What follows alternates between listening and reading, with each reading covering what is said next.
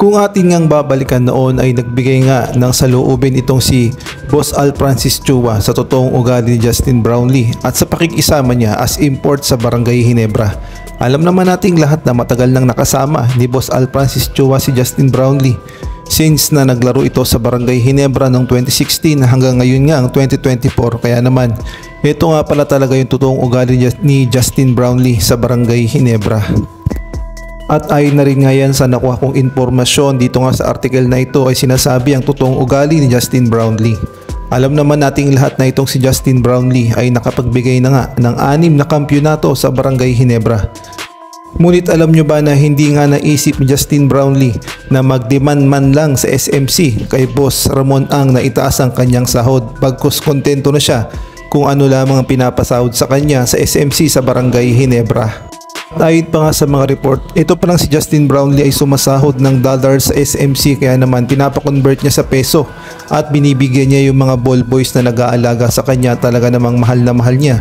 Binibigyan niya pang-araw ng mga sapatos itong mga ball boys na to at talaga namang mahal na mahal ni Justin Brownlee. At kahit nga ang mga Ginebra players ay nakikinabang din dito kay Justin Brownlee dahil nga kapag napapan-champion ni Justin Brownlee ang Barangay Ginebra, syempre automatic doble ang matatanggap na bonus ng mga Barangay Ginebra players. At pagting din sa ugali niya sa mga fans, wala ka na nga masasabi kay Justin Brownlee dahil ibang-iba nga siya sa lahat ng import. Si Justin Brownlee nga ang tipong import na hindi nga suplado at para nga siyang purong Pilipino dahil kapag nakita mo siya sa daan at magpapicture ka sa kanya, hindi ka nga niya pahihindian at hindi ka niya iisnabin at mahal na mahal niya ang mga Pilipino fans at mahal niya rin ang bansang Pilipinas.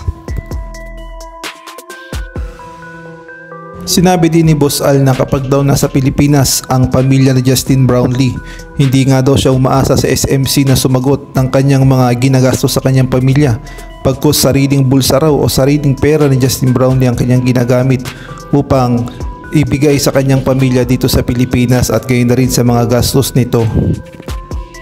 At sa paglalaro naman ni Justin Brownlee sa Barangay Ginebra at gayon na rin sa Gilas, Pilipinas ay wala na nga masasabi itong si Boss Al Francis Chua. Pagkus puro papuri dahil ibang-iba raw talaga itong si Justin Brownlee sa paglalaro sa Barangay Ginebra at gayon na rin sa Gilas, Pilipinas. Kaya naman pakinggan natin ang sinabi ni Boss Al Francis Chua. They don't know each other. The guys from Japan, hindi naman niya kilala yung iba eh. Like Pogo is there, or Scotty Thompson. Hindi na alam yung laro ni Scotty, hindi alam. And then si Clarkson, of course. Pag pumalakpak si Clarkson, pinasa mo. Manunood na lang sila. What, you're gonna tell Clarkson? Not like Brownlee, papasahan ka talaga. Diba? Clarkson is so good, NBA player. Pero si Justin is a good player. Yung teammate niya napapagaling niya. He shares the ball. But Justin got a good shot, he's gonna look for a better shot. That's the difference.